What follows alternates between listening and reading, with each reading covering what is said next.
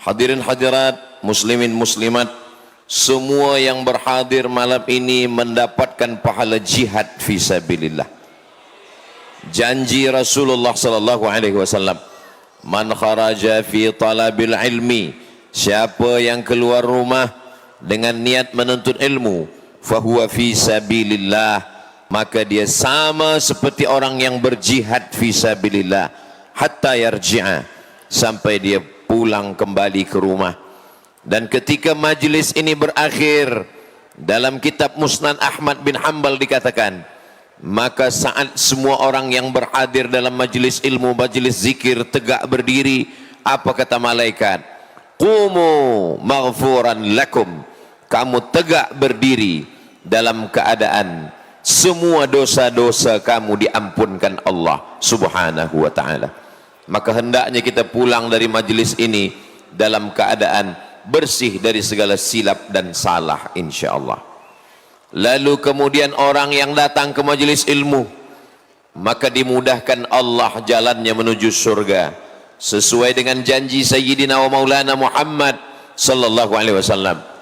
Man salaka tariqan, siapa yang melalui suatu jalan, yaltamisu fihi ilman, di jalan itu dia mendapatkan ilmu, sahhalallahu lahu bihi tariqan ilal jannah, dimudahkan Allah baginya jalan-jalan menuju surga Allah subhanahu wa ta'ala.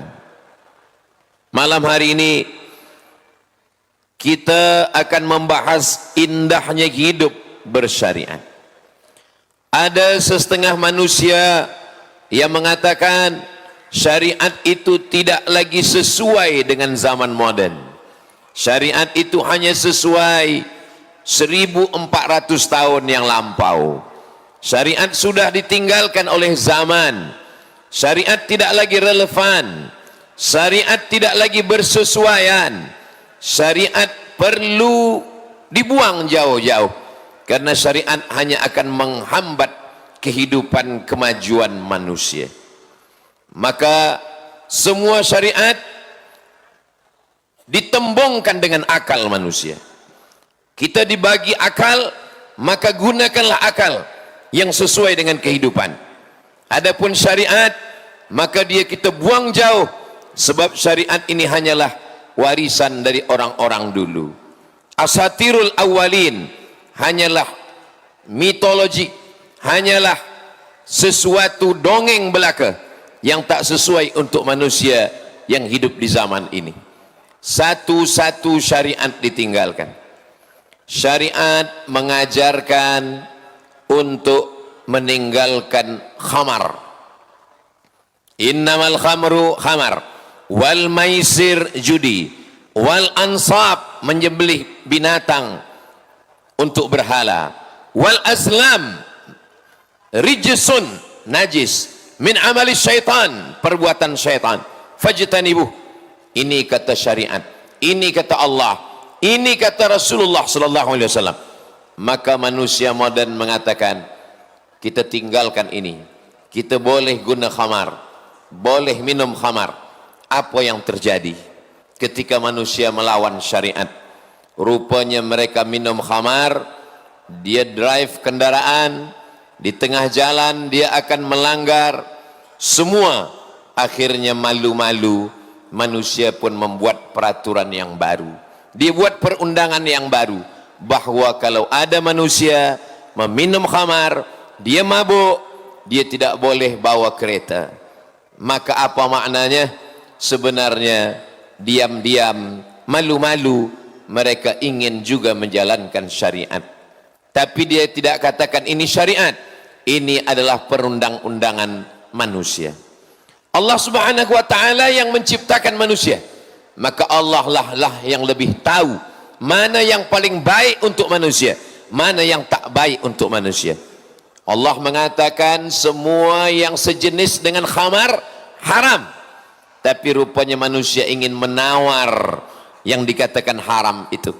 Maka kata manusia setengah, kalau dia tidak terlampau mabuk, kalau dia tidak sejenis dengan khamar, boleh dipakai untuk menghangatkan badan, untuk membuat fikiran selesa, Akhirnya apa yang terjadi hari ini?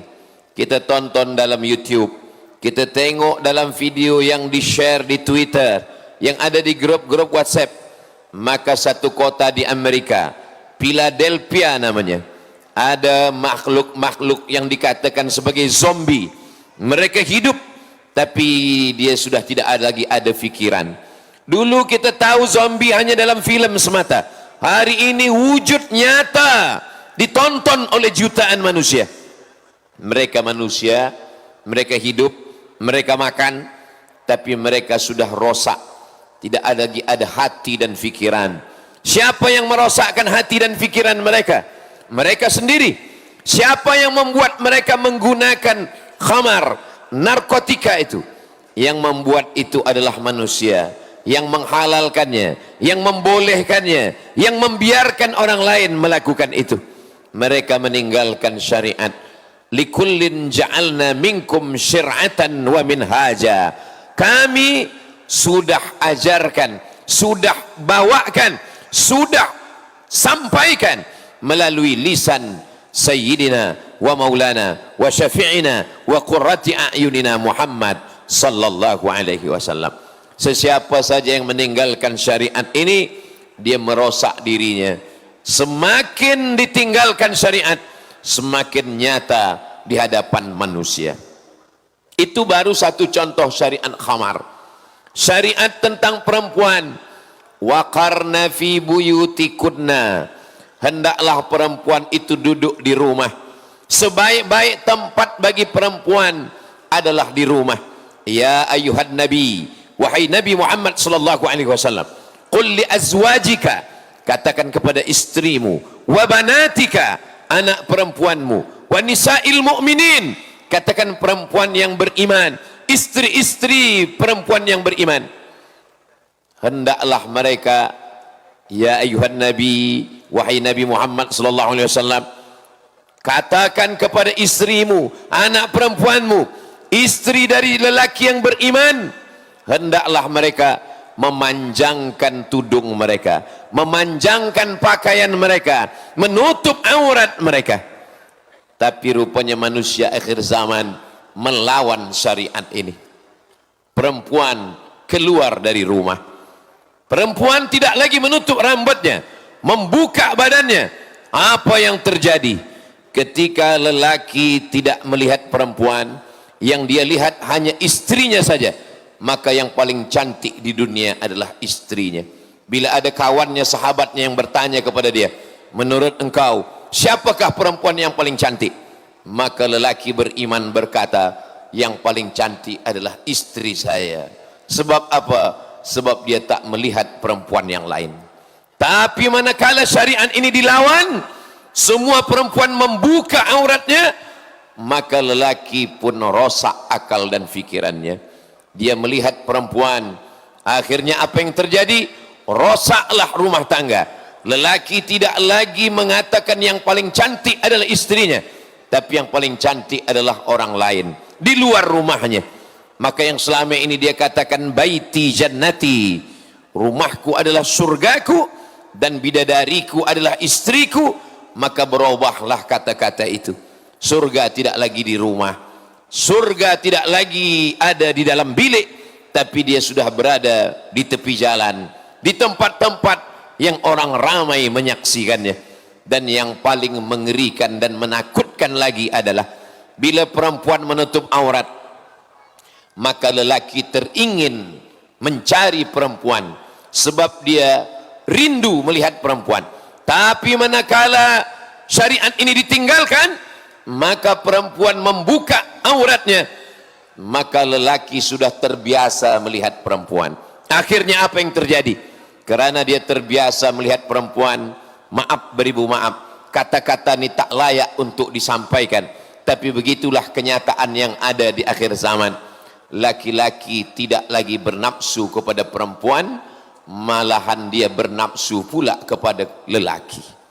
Inilah yang disebut dengan LGBT. Laknat Allah turun. Sebab apa? Sebab manusia sudah terbiasa melihat perempuan bukan lagi sesuatu yang dirindukan. Ada seorang perempuan dari negeri Yaman. Dia dijemput ke Amerika untuk mendapatkan suatu penghargaan. Sampai di sana dia mendengar mereka berkata, kami sebagai seorang perempuan yang bebas membuka rambut, membuka aurat, maka semakin terbuka, semakin majulah suatu peradaban manusia. Semakin terbuka, semakin modernlah manusia. Maka mendengar sindiran itu, perempuan Yaman muslimah yang menutup aurat itu tersenyum. Kalaulah semakin terbuka, semakin maju, semakin terbuka, semakin bertamadun, maka keralah yang paling maju. Karena dialah yang paling terbuka di atas dunia. Sesungguhnya standar tamadun adalah pada fikiran manusia. Dulu filosof-filosof dari Greek berkata, ketika aku berfikir, disitulah aku ada. Maka sesungguhnya yang membezakan manusia dengan haywan adalah fikiran. Gunakanlah fikiran. Inilah syariat. Afala ta'qilun, afala tatafakkarun, afala tatadzakkarun. Kenapa tidak gunakan akal? Kenapa tidak gunakan fikiran? Tapi di atas akal ada yang lebih sempurna daripada akal. Akal ada kalanya dia suka.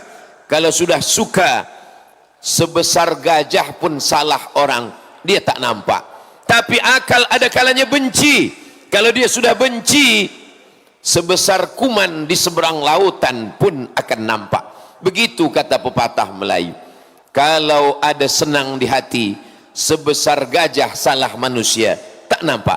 Tapi kalau sudah benci bersarang di hati dan fikiran, sebesar kuman di seberang lautan akan tampak. Maka yang paling tinggi bukan akal, yang paling tinggi bukan hati, yang paling tinggi adalah syariat. Kalau sudah syariat mengatakan halal, semua kita di Terengganu, semua kita di Semenanjung, semua kita di Nusantara mengatakan halal, maka dia tidak akan berubah menjadi halal. Karena yang paling tinggi bukan akal, yang paling tinggi adalah syariat yang diturunkan Allah Subhanahu wa taala. Dari mana dia datang? Tanzilal Azizir Rahim, diturunkan oleh Allah yang Maha Aziz, Maha Kuasa, Ar-Rahim, tapi dia juga Maha Kasih dan Sayang. Kalaulah diperturutkan kuasanya, yang minum khamar mati, LGBT mati, yang berzina mati, yang mencuri mati. Tapi Allah tidak setakat Aziz, dia juga Rahim, dia Maha Kasih, dia Maha Sayang. Kenapa yang berbuat haram tidak dimatikan Allah? Inna rahmati sabaqat ghadabi, rahmatku, kasih sayangku lebih mendahului azabku. Ada kalanya Allah membiarkan manusia karena rahmannya, karena rahimnya, karena kasihnya, karena sayangnya, dia biarkan melata berjalan di atas muka bumi. Manusia yang paling celaka adalah manusia yang meninggalkan syariat Allah. Berjalan di atas muka bumi milik Allah, bernafas dengan udara punya Allah, dengan paru ciptaan Allah, dan nyut jantung punya Allah, tapi meninggalkan syariat Allah. Kenapa Allah tidak matikan mereka? Padahal kalau Allah berkehendak cukup dengan satu kata, innama amruhu idza arada syai'an ayyaqula lahu kun fayakun. Mati semuanya. Kenapa Allah biarkan hidup? Karena Allah punya sifat Ar-Rahman. Apa kata ahli tafsir? Bismillahirrahman, dengan nama Allah yang Rahman. Rahman dia berikan kepada semua. Yang bersyariat dia bagi Rahman, yang tak bersyariat pun dapat Rahman. Yang menutup aurat bernafas, yang membuka aurat pun juga bernafas. Yang menerapkan hukum Allah hidup, yang meninggalkan syariat Allah, bahkan yang mengolok-olok pun juga Allah bagi hidup. Tapi ada yang lebih tinggi daripada Rahman. Bismillahirrahmanirrahim. Yang mendapatkan Rahim hanya orang yang bersyariat, hanya orang yang bertakwa, hanya orang yang kasih dan sayang, hanya orang yang takut kepada Allah Subhanahu wa ta'ala. Kalau ada pemimpin yang mengajak rakyatnya untuk menegakkan syariat, sesungguhnya dia adalah yang takut kepada Allah Subhanahu wa ta'ala. Kerana dia akan diminta tanggung jawab. La tus'alunna yawma idzin 'anil na'im. Kamu semua akan ditanya pasti, kerana lam dan nun, lam di awal, nun di akhir kata, dia berfungsi sebagai taukid, menekankan makna. Tus'aluna, kamu ditanya.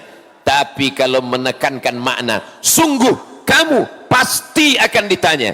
La tus'alunna yawma idzin 'anil na'im. Di antara nikmat yang ditanya adalah nikmat kekuasaan. Bagi seorang bapa yang dia akan ditanya istrinya, ahli keluarganya, anak-anaknya saja. Bagi seorang ibu yang akan ditanya tentang dirinya, tentang anaknya. Bagi seorang lelaki yang belum menikah, tiada istri, tiada anak, yang akan ditanya bagaimana matanya, bagaimana dia menjaga telinganya, bagaimana dia melangkahkan kakinya, bagaimana dia menghayunkan tangannya. Tapi menjadi seorang pemimpin, dia akan ditanya tentang semua, bahkan haiwan yang melata, yang teraniaya pun akan ditanya. Itulah mengapa Nabi Sulaiman alaihi salam menahan bala tenteranya. Jangan kamu berjalan wahai tentera. Nabi Sulaiman menahan. Kenapa? Karena Nabi Sulaiman mendengar ada panglima perang daripada pasukan semut yang memerintahkan pasukannya, ya ayyuhan namlu dukhulu masakinakum. Wahai semut-semut, masuklah kamu ke dalam sarang-sarang kamu, di dalam lubang-lubang tanah. Selepas semua semut masuk dalam lubang tanah, barulah Nabi Sulaiman mengizinkan tenteranya untuk berlalu. Kenapa? Karena dia akan ditanya tentang semut yang teraniaya. Suatu ketika Nabi sallallahu alaihi wasallam berjalan, Nabi menahan tangan sahabat. Jangan engkau bakar sarang semut. Kenapa? La yu'adzibu bin nar illa rabbun nar. Tidak boleh ada yang menganiaya semut kecuali Tuhan pemilik api. La yu'adzibu bin nar. Tidak boleh ada yang mengazab, membunuh, menganiaya, menzalimi dengan api, illa rabbun nar, kecuali dia yang memiliki api. Itulah mengapa Sayyidina Abu Bakar Siddiq berjalan di tengah malam. Dia dengar ada orang yang mengerang kelaparan, lalu dia datang ke Baitul Mal. Dia memikul di atas pundaknya. Kenapa? Karena dia akan ditanya, dituntut, diminta tanggung jawab di hadapan Allah Subhanahu wa ta'ala. Apa kata Sayyidina Abu Bakar Siddiq ketika dia dilantik menjadi khalifah? Al-qawiyyu fikum da'ifun indi. Kalau ada di antara kamu orang yang kuat hartanya, kuat tenaganya, dia lemah di depan mataku, karena aku akan mengambil zakat daripadanya.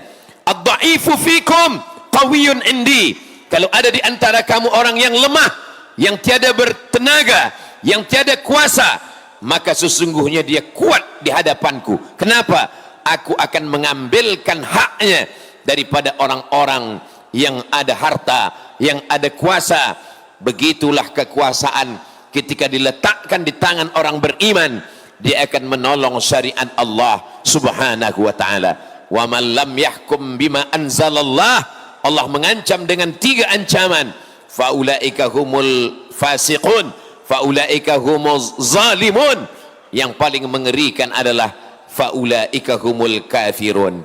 Andai kita pilih zalim, maka sesungguhnya orang zalim. Ittaquz zulma, takutlah kamu kepada zalim. Fa inna zulma, karena sesungguhnya zalim zulumatun yaumal qiyamah. Kezaliman akan menjadi kegelapan pada hari kiamat. Andai kita pilih fasik, maka fasik pun azabnya masya Allah, na'udzubillah. Yudillu bihi kathiran, banyak orang yang disesatkan Allah. Wa yahdi bihi kathira, banyak juga yang diberikan Allah hidayah. Siapa yang disesatkan Allah? Wa ma yudillu bihi illal fasiqin. Yang disesatkan Allah adalah orang-orang yang fasik. Dulu kalau ada orang salah, dia sedar dirinya salah. Kenapa kamu minum khamar? Saya minum khamar karena saya salah. Kenapa kamu berjudi? Saya berjudi karena saya salah. Kenapa kamu berzina? Saya berzina karena saya salah. Hari ini ada orang yang buat dosa, ketika ditanya, kenapa kamu buat dosa? Dia pandai pula berdalil, wa ma yudillu bihi illal fasiqin. Kenapa kamu minum khamar? Kenapa kamu berjudi? Kenapa kamu berzina? Dia bukan mengaku salah, tapi dia bacakan ayat, yudillu bihi katsira wa yahdi bihi katsira. Banyak yang dibagi hidayah, banyak juga yang disesatkan. Yang dibagi hidayah adalah ustadz, sedangkan saya adalah orang yang disesatkan. Saya ini sesat karena Allah menyesatkan saya. Saking banyaknya orang gila, maka orang yang sihat ragu dengan kesihatannya. Ada orang sihat pergi ke rumah hospital yang di sana banyak orang sakit jiwa. Ketika masuk ke dalam pagar, ketika masuk ke dalam laman, maka orang-orang gila yang ramai bertepuk tangan, selamat datang orang gila. Orang yang sihat berkata, saya yang sihat, kamu yang gila. Begitu masuk ke dalam bilik, datang seorang orang gila. Orang gila kembali bertanya, Tuan sudah lama gila? Orang yang sihat kembali berkata, saya sihat, kamu yang gila. Manakala dia masuk ke dalam, rupanya semakin ramai orang gila. Orang gila semua tersenyum dan berkata, welcome orang gila. Lama-lama orang sihat pun mulai ragu, sebenarnya aku yang gila atau kamu semua? Begitulah kita hidup di akhir zaman. Orang yang tiada pegangan, orang yang tiada tempat bergantung. Maka hari pertama sama seperti orang yang membawa seekor kucing. Manakala dia bawa seekor kucing, berjalan pagi-pagi di hari cuti di akhir tahun, di tengah taman yang indah, dia bawa kucing. Lalu kemudian berjumpa dengan orang pertama. Orang pertama berkata, cantik juga anjing engkau. Dia berkata, ini kucing, ini bukan anjing. Lalu kemudian tak lama selepas itu, dia berjumpa lagi dengan 2-3 orang ramai. Semua mereka berkata, memang cantik anjing yang engkau bawa. Dia berkata, kamu semua tak sedar, yang saya bawa ini kucing, ini bukan anjing. Lama-lama dia berjumpa di padang. Semua orang di padang itu berkata, anjing engkau memang cantik, memang elok. Di mana engkau beli? Lama-lama dia ragu, apa yang aku bawa ni, anjing ke atau kucing? Betul kata Allah, wa in tuti aktsara man fil ardi, kalau kau ikut kebanyakan orang di atas muka bumi, yudilluka an sabilillah, mereka hanya akan menyesatkanmu daripada jalan Allah. Itulah mengapa kita dilarang bersendirian. Man syadza syadza fil nar, siapa yang sendirian, sendirian masuk neraka. Kita disuruh berjamaah, alaikum bil jamaah, hendaklah kamu berjamaah. Hari ini manakala kita berjamaah, kita merasa kuat, kita merasa hebat, kita merasa dahsyat. Bersyariat itu indah. Ustaz Azhar Idrus mengatakan bersyariat itu indah. Ustaz Abdul Somad mengatakan indah. Para Datuk Seri, Datuk-Datuk kita mengatakan bersyariat itu indah. Maka orang yang lemah semakin kuat.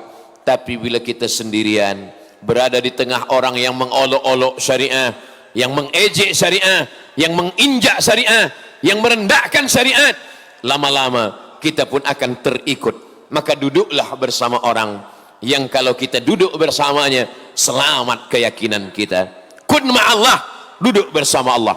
Illam takun ma'allah, kalau kamu tidak mampu bersama dengan Allah, duduklah bersama orang. Kalau engkau pandang wajahnya, dia mengingatkan engkau pada Allah. Kalau kau dengar kata-katanya, mengingatkan engkau kepada Allah. Kalau kau duduk berzikir bersamanya, kata-katanya, zikirnya, tazkirahnya membuat engkau takut kepada Allah subhanahu wa ta'ala. Mungkin pemuda-pemuda belia-belia kita berkata, kenapalah saya hidup di zaman ini Ustaz Abdul Somad? Kenapa saya hidup di tahun 2023? Kenapa saya tak hidup di zaman Rasulullah? Kenapa saya tak hidup di zaman Nabi? Orang yang berkata begini menyalahkan takdir, menyalahkan Allah, menyalahkan malaikat. Kenapa saya tak hidup di zaman lampau? Kalau ada orang hari ini berkata demikian, sampaikanlah pada mereka, andai engkau hidup di zaman Rasulullah, belum tentu juga ikut Rasulullah. Mungkin ikut Abu Jahal, Abu Lahab. Kita ditakdirkan Allah hidup di zaman ini. Kita ditakdirkan Allah hidup di akhir zaman, itu karena cinta Allah subhanahu wa ta'ala. Belum tentu kita sanggup hidup.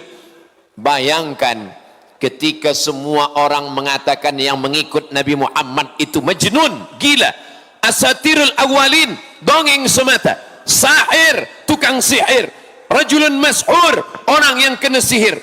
Kita belum tentu sekuat Bilal yang berkata ahad, ahad.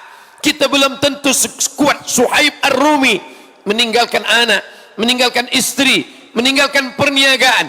Kita belum tentu sekuat Abdurrahman bin Auf yang hanya membawa sebatang badan, yang membawa hanya baju sehelai, pindah ke kota Al-Madinah Al-Munawwarah.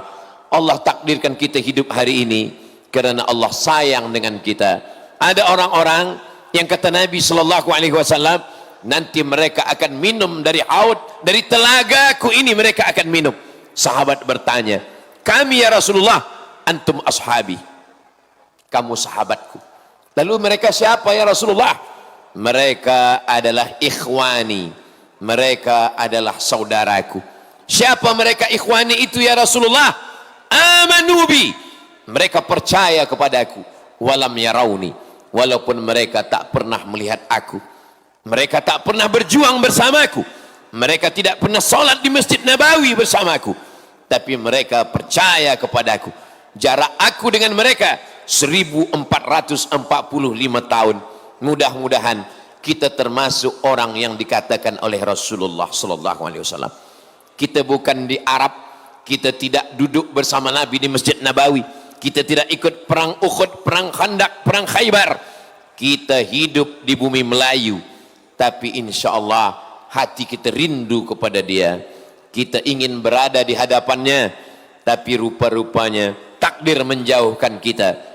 Takdir yang menjauhkan kita, jarak tempat jauh dari Jazirah Arab ke Semenanjung, jarak waktu jauh dari salaf kepada khalaf, sampailah kepada 1445.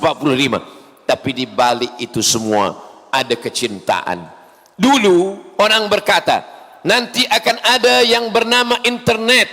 Bila dia ada, maka umat akan rosak. Pemuda-pemuda akalnya dirosakkan. Mereka munculkan namanya YouTube, mereka buat yang namanya Instagram, mereka buat yang namanya Twitter. Ini akan merosakkan pemuda kita, belia kita akan rosak. Orang mengatakan nanti bila ada yang namanya Instagram, orang akan lupa, orang akan scroll, lalai kepada tazkirah, meninggalkan salat berjamaah. Hari ini apa yang terjadi? Pemuda-pemuda belia, mereka mengenal ulama-ulama mereka melalui sosial media. Memanglah dia seperti pisau.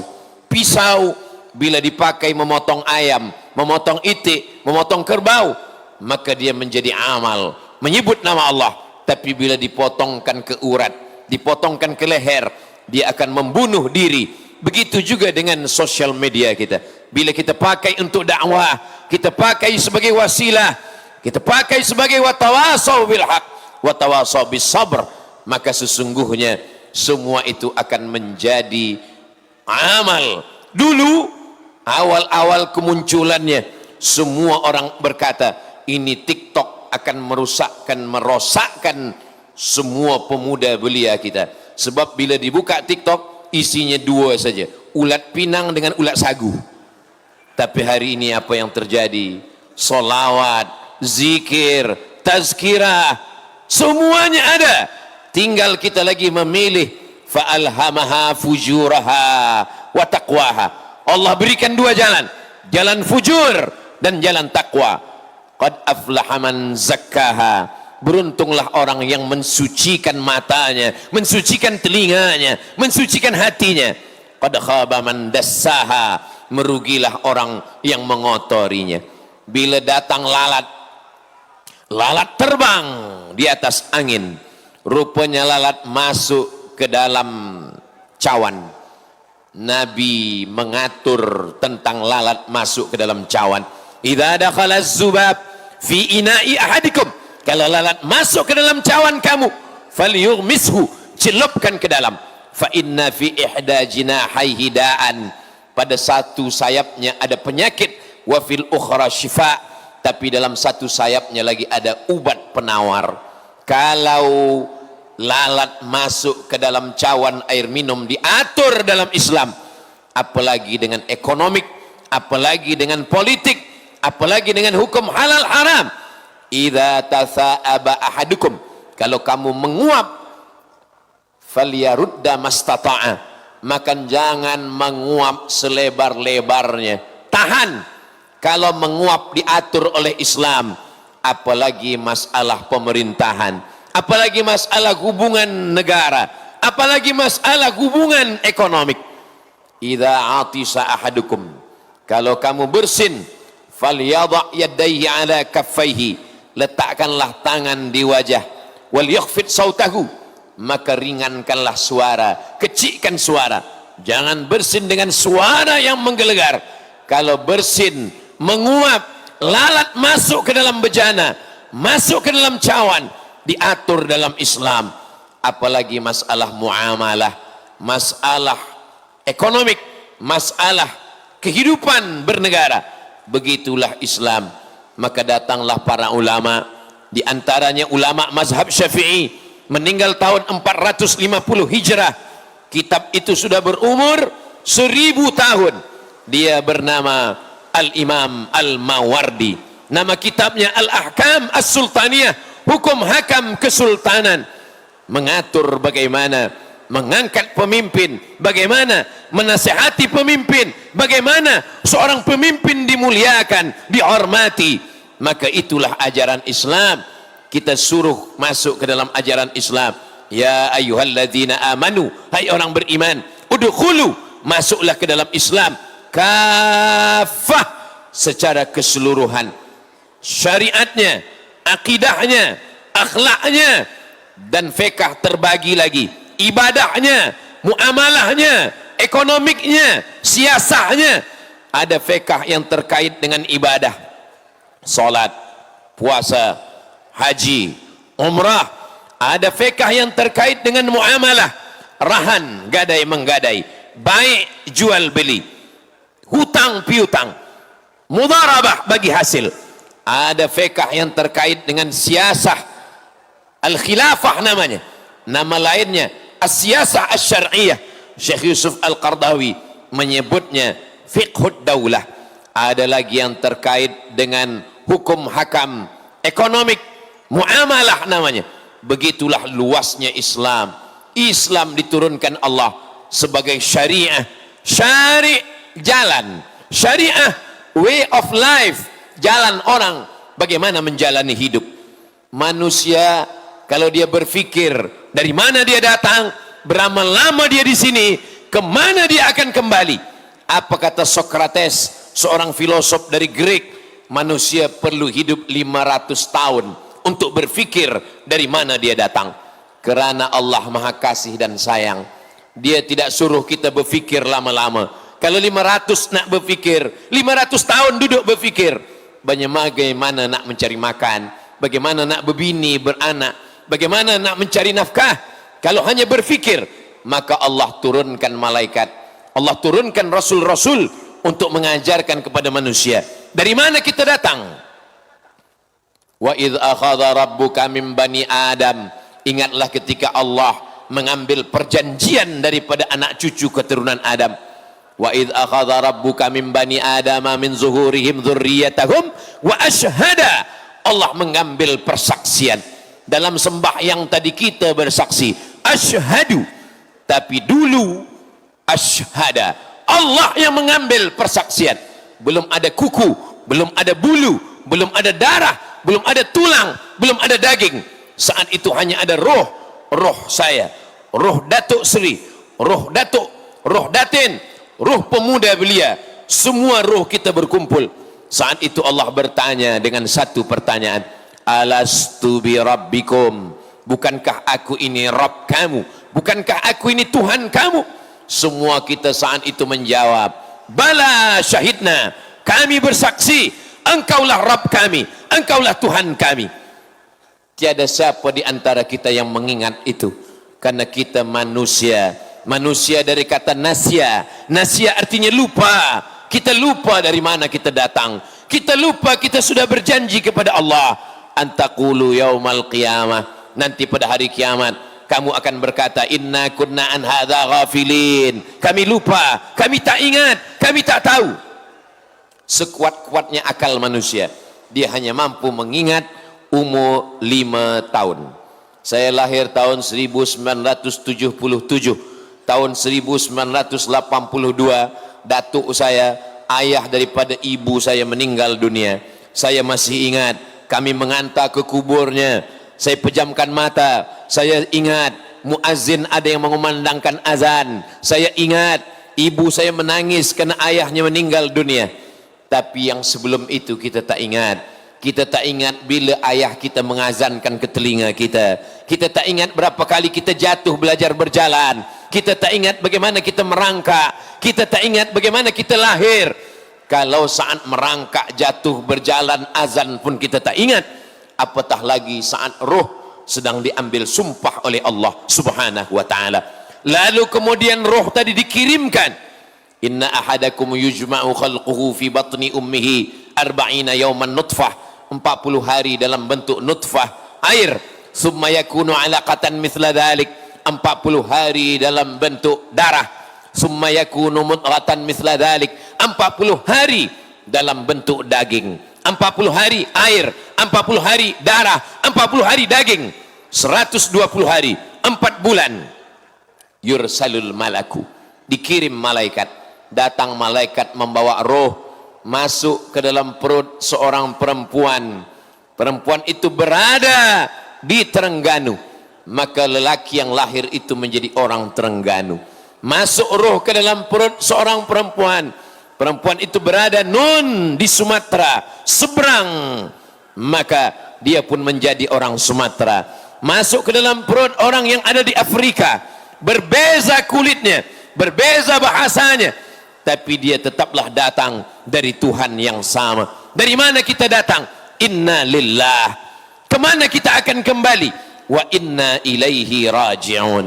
Untuk apa kita berada di sini? Inni ja'ilun fil ardi khalifah.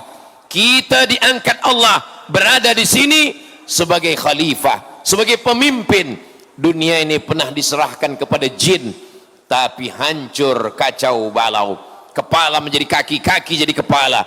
Kalau ingin diserahkan kepada haiwan, haiwan tiada akal. Diserahkan kepada malaikat, malaikat tiada nafsu. Dia hanya akan bertasbih, bertahmid.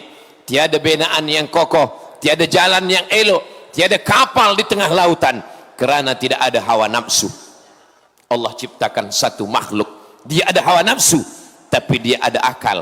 Dia ada akal, tapi dia ada hawa nafsu. Manakala dia condong kepada nafsu, ulaika kal an'am, mereka seperti binatang. Manakala dia condong kepada akal, maka dia lebih mulia daripada malaikat.